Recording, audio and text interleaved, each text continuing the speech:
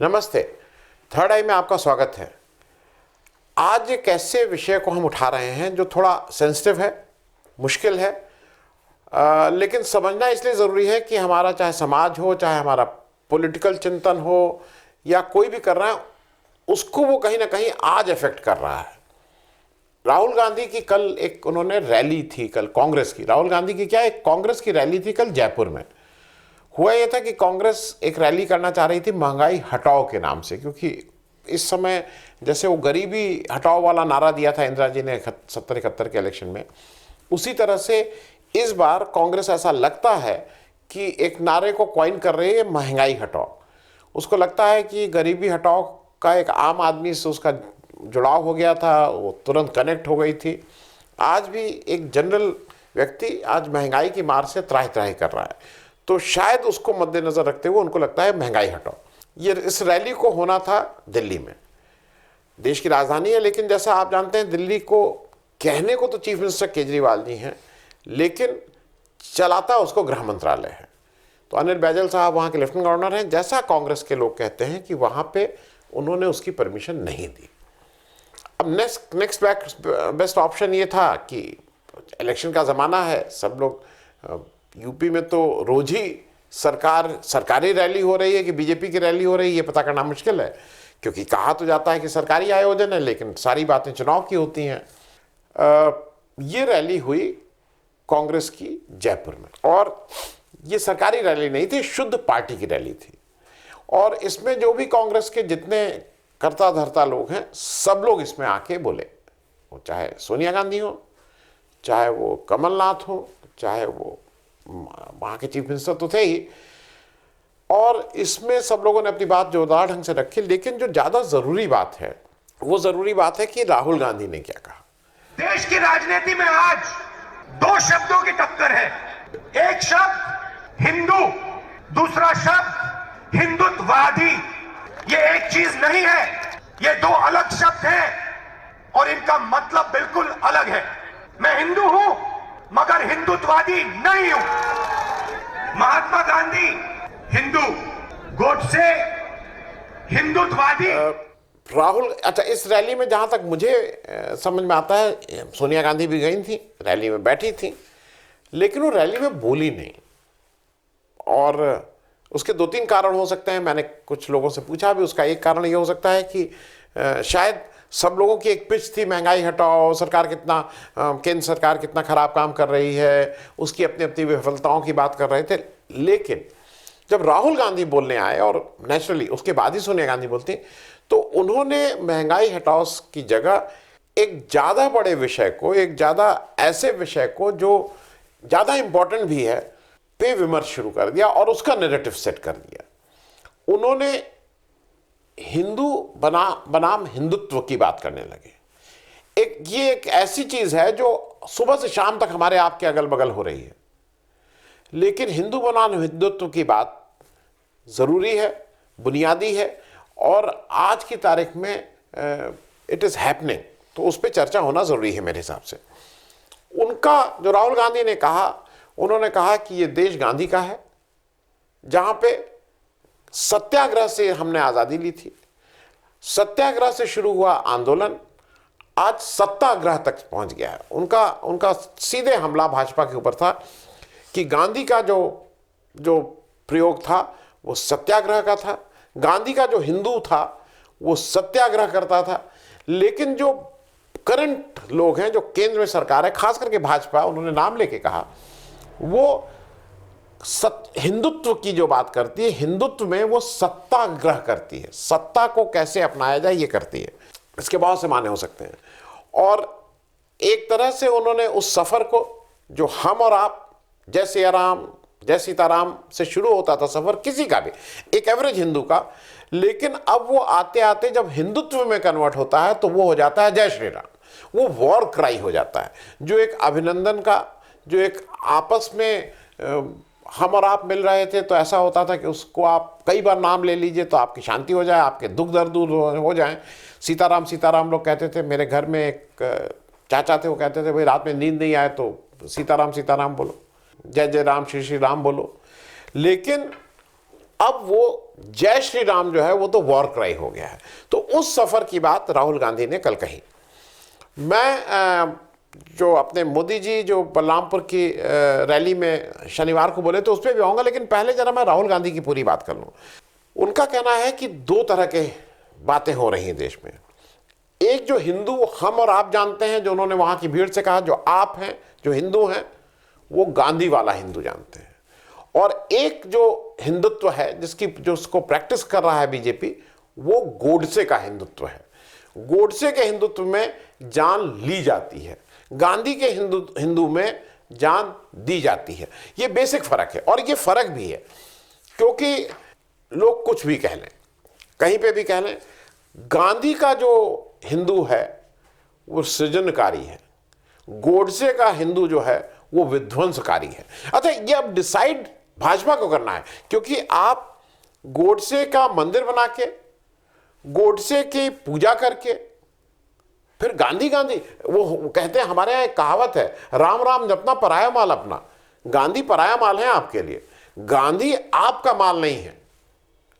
तो गांधी गांधी जबकि आप गोडसे का मंदिर बनाने लगेंगे, तो इस बात को कहीं ना कहीं सोचने वाली बात है। मैं अब फिर सीरियस उस पर आ जा रहा हूं, क्योंकि हिंदू जो है वो धर्म है, हिंदुत्व जो है वो धर्म और राजनीति है। और उस राजनीति के लिए वो साधन हो जाता है धर्म, for objective which is politics, the religion becomes means. और गांधी की जो सारी जीवन भर का था, उनका था कि जो लक्ष्य है, जो ऑब्जेक्टिव है, जो ध्येय है, जो साध्य है, वो तो प्योर होना ही चाहिए, लेकिन जो साधन है, जो मीन्स हैं, जो पहुंचने का रास्ता है, वो भी शुद्ध और सात्विक होने चाहिए। ये बेसिक फिलॉसफी है और ये हिंदू धर्म की भी फिलॉसफी है। जो हिंदुत्व जो आज प्रैक्टिस किया जाता है कि जय श्री राम, अगर आप मेरे खिलाफ बोले तो आपको मैं यहां से बाहर निकाल दूंगा, मैं सीएनआरसी में एक धर्म विशेष को यहां नहीं आने दूंगा। हिंदू ऐसा नहीं कहता है, हिंदुत्व ऐसा कहता है। यह फर्क है। सीएनआरसी उस हिंदुत्व को रिफ्लेक्ट करता है कि मैं एक धर्म विशेष को यहां आने की इजाजत नहीं दूंगा।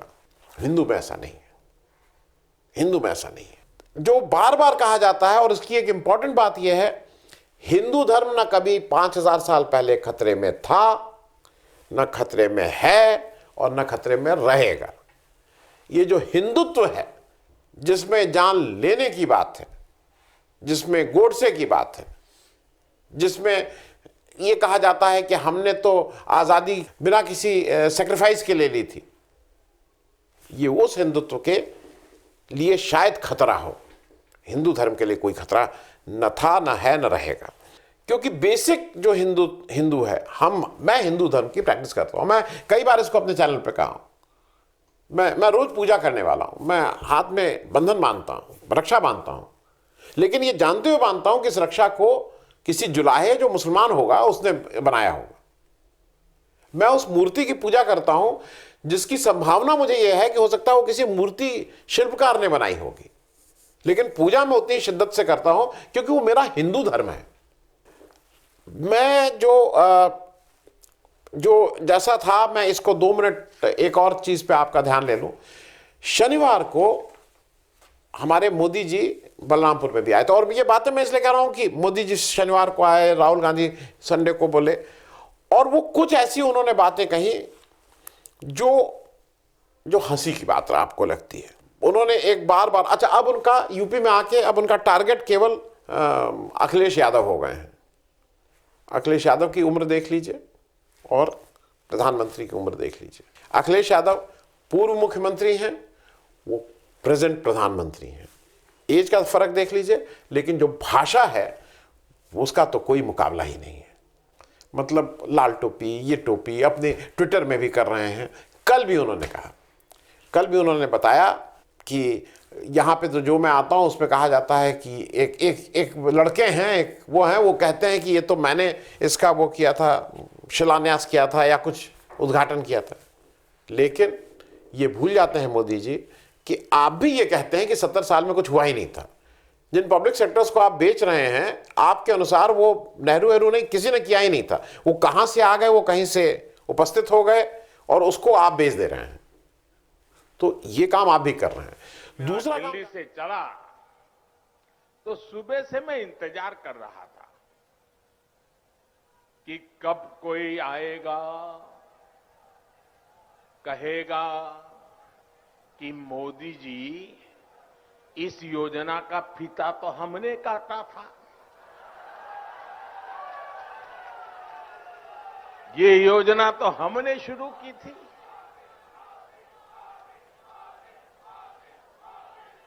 कुछ लोग हैं जिनकी आदत है ऐसा कहने की। हो सकता है बचपन में इस योजना का फीता भी उन्होंने ही काटा हो।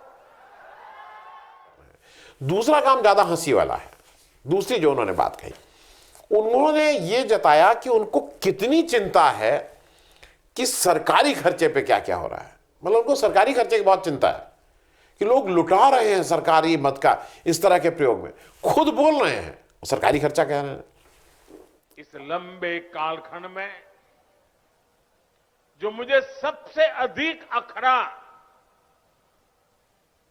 जिससे मुझे सबसे ज्यादा पीड़ा हुई है, वो है देश के धन, देश के समय और देश के संसाधनों का दुरुपयोग, उसका अपमान। सरकारी पैसे हैं तो मुझे क्या, मेरा क्या, ये तो सरकारी है। और ये इंपॉर्टेंट इसलिए हो जाता है कि बाकी तो आपने वो देख ही लिया था, आपको मैं पहले भी मेरे पुराने वीडियोस में है, जहां जिला अधिकारी जो है वो एक सर्कुलर जारी कर रहा है कि 2000 बसें लाओ। जो जिला अधिकारी, फिर से अधिकारी लोग जारी कर रहे हैं ऑफिशियल आदेश कि कैसे कैसे ग्राम सेवक को लाया जाए। इस बार तो गजब ही हो गया। ये जो विद्यालय के शिक्षक लोग हैं, ये उनका छपा हुआ है उन्हीं के उसमें, मैं उसको लगा भी दे रहा हूं। उनका कहना है कि विद्यालय के शिक्षकों को बलरामपुर वाली रैली के लिए बस का कंडक्टर बना दिया गया।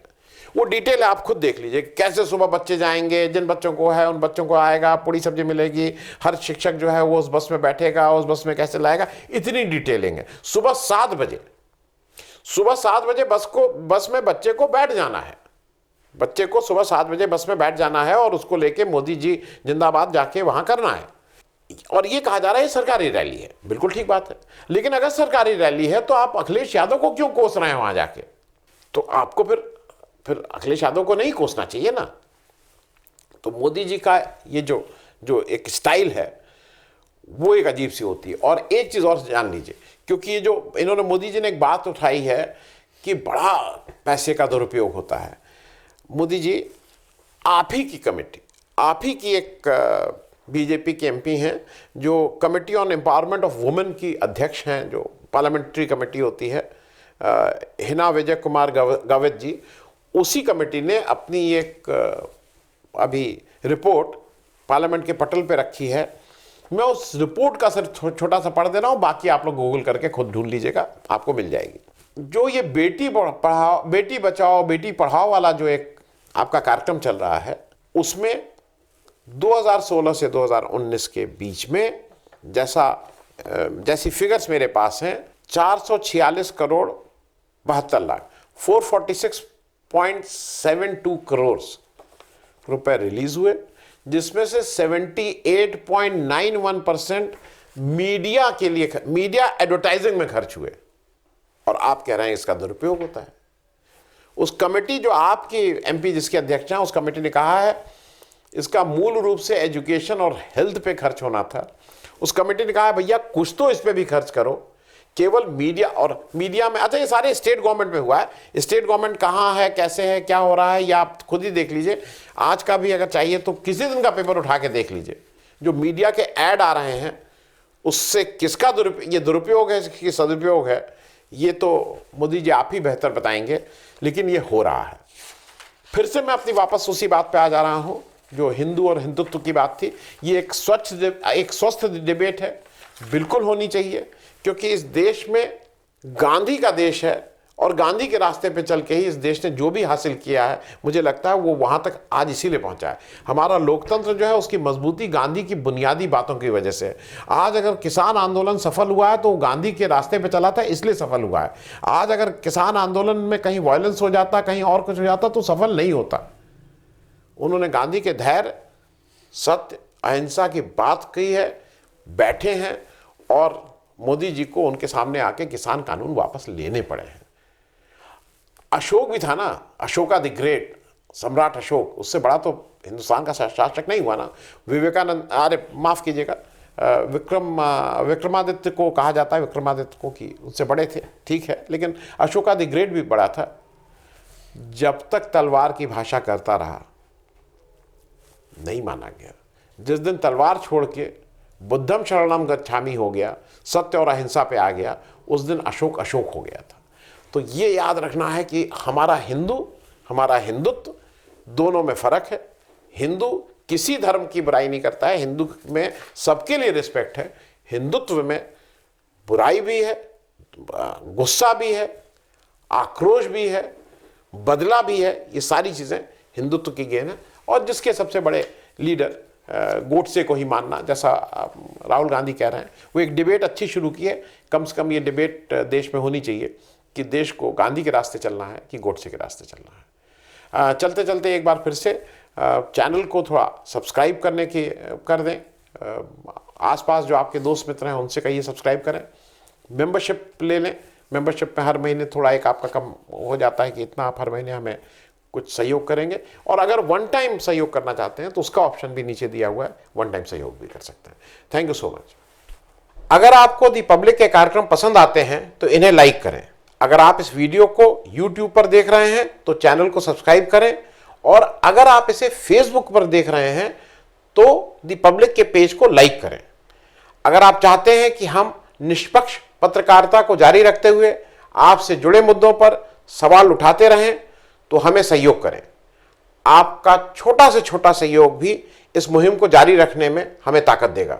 डोनेट करने के लिए डिटेल्स जो हैं वो डिस्क्रिप्शन बॉक्स में दी गई हैं। धन्यवाद।